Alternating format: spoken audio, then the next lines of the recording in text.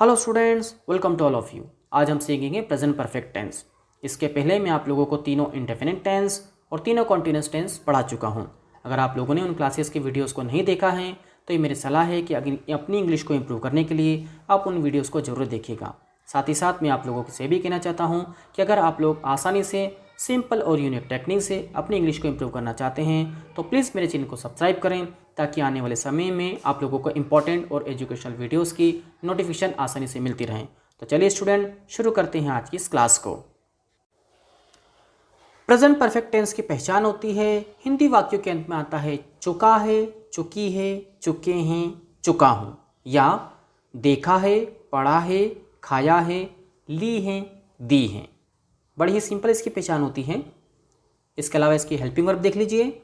इसकी दो helping verb होती है, हैव और हैज़। हैव सभी प्लूरल प्रोनाउन के साथ में यूज़ करते हैं और हैज़ सभी सिंगुलर प्रोनाउन के साथ में यूज़ किया जाता है। अब इसका स्ट्रक्चर देख लेते हैं।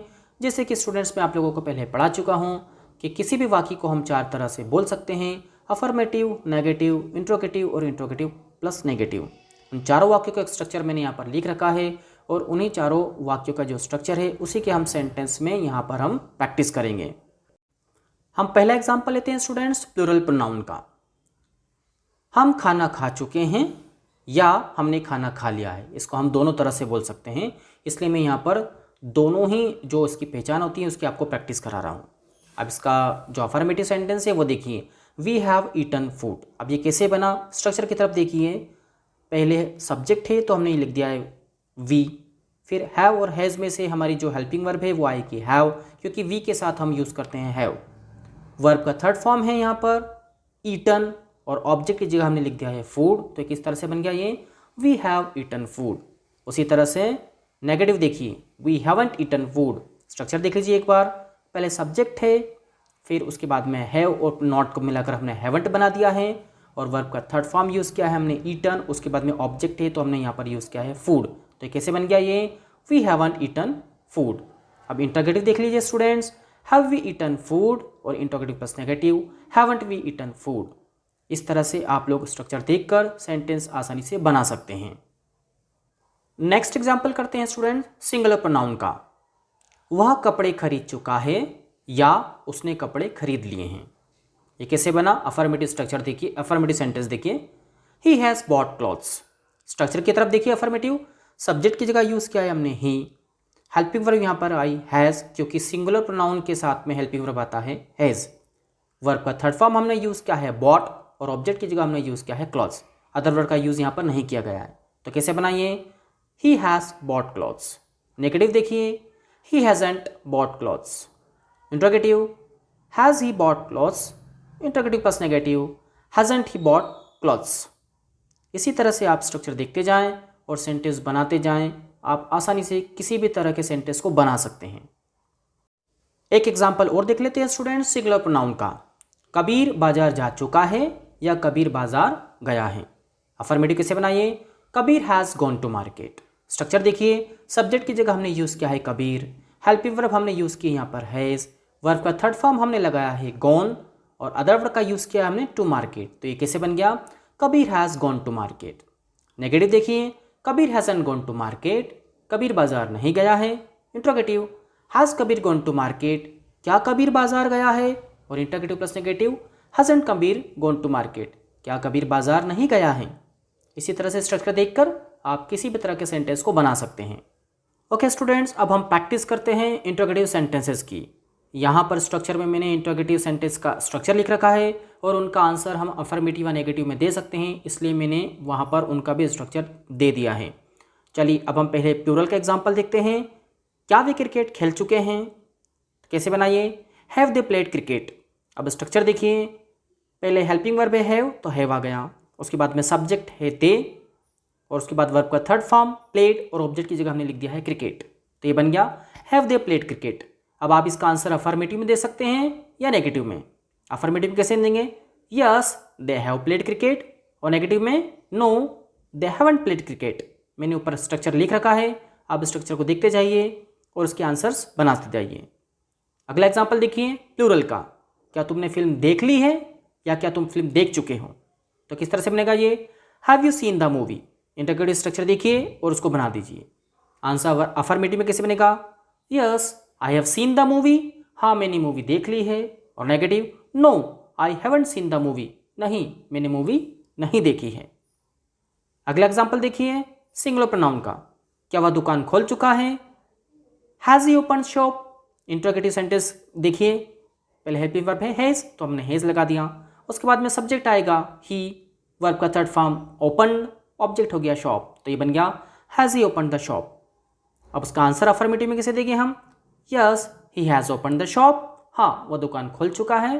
और negative, no he hasn't open the shop, नहीं उसने दुकान नहीं खोली है। इस तरह से आप स्ट्रक्चर देखते जाइए, सेंटेंस बनाते जाइए और इसकी खूब प्रैक्टिस करिए, आप लोगों को आसानी से बोलना आ जाएंगे। ओके स्टूडेंट्स, अब हम आगे बढ़ते हैं और प्रेजेंट परफेक्ट टेंस के WH क्वेश्चंस को भी समझ लेते हैं। मैंने वहाँ पर क्वेश्चंस का स्ट्रक्चर भी लिख रखा है और उनका आंसर जो हम अफर्मेटिव स्ट्रक्चर में देंगे वह स्ट्रक्चर भी मैंने वहाँ पर लिख रखा है। अब हम इसका एग्जाम्पल्स देख लेते हैं। पहला एग्जाम्पल है व्हाट का। व्हाट हिंदी मीनिंग क्या।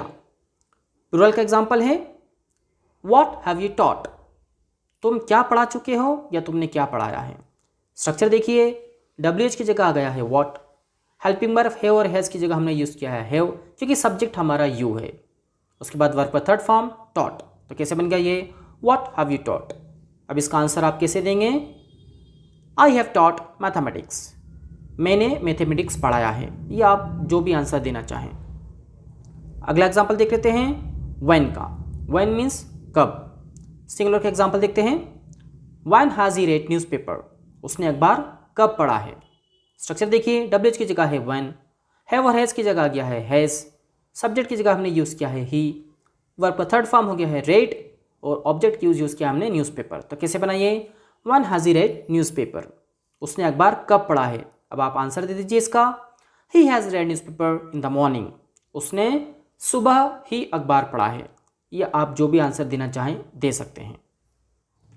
नेक्स्ट एग्जाम्पल देखिए वेयर हिंदी मीनिंग कहाँ।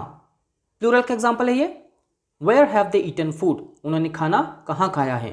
ऊपर स्ट्रक्चर लिखा हुआ है, उसको देखकर आप बना सकते हैं। आंसर दीजिए अफर्मेटिव में, they have eaten food in a hotel, उन्होंने होटल में खाना खाया है, या आप जो भी आंसर देना चाहें।